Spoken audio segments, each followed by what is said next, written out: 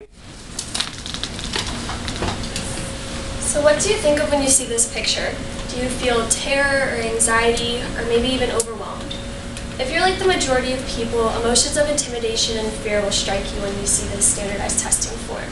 These are the same emotions that are brought on by standardized tests. Many people have preconceived opinions and feelings from past experiences that can often lead to biased views. This can be very dangerous and lead to a one-sided investigation. And specifically for standardized tests, you can carry your negative emotions into the investigation process. So for this reason, when investigating controversial issues in today's news, such as standardized testing, it is important to keep an open mind and look at the big picture, rather than jumping to conclusions.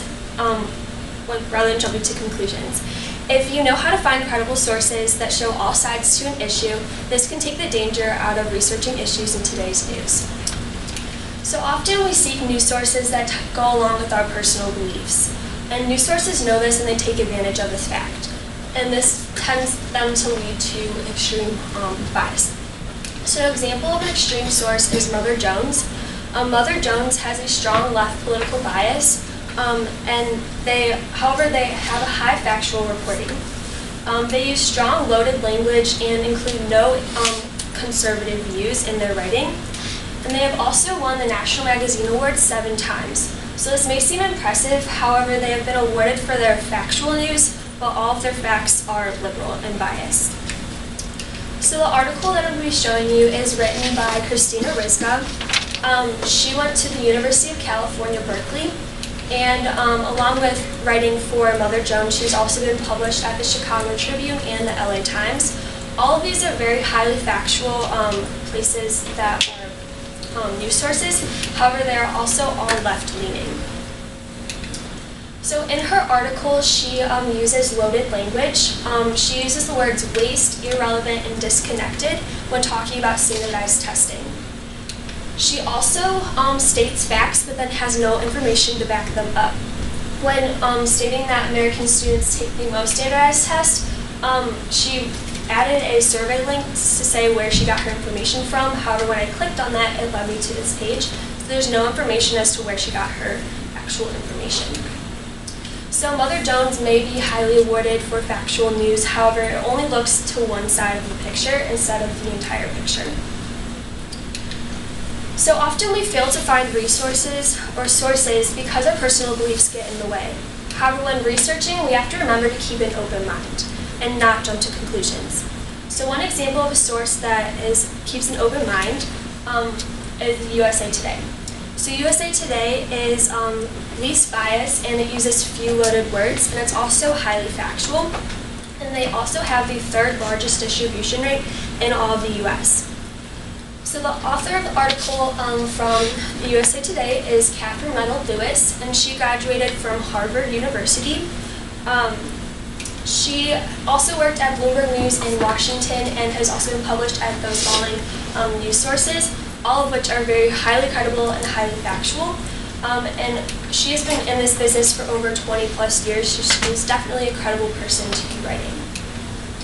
So in her article, she argues both sides and looks at the whole picture of standardized testing.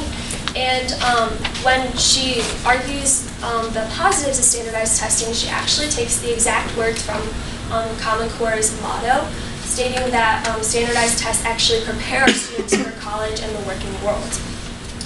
So overall, USA Today has a credible author, a credible article, and it is a credible source, and it also looks at the whole picture, not just one side.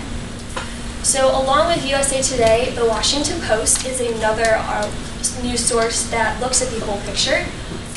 The Washington Post is left-leaning and biased, however, all of their facts are backed up with credible information.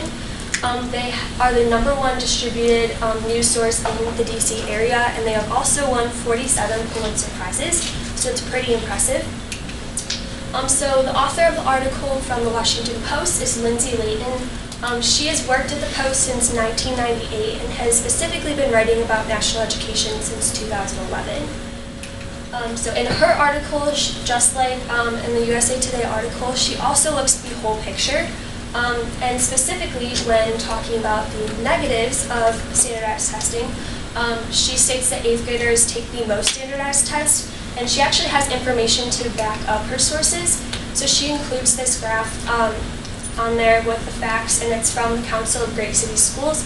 So it's obviously a credible source, and we know exactly where she's getting her information from.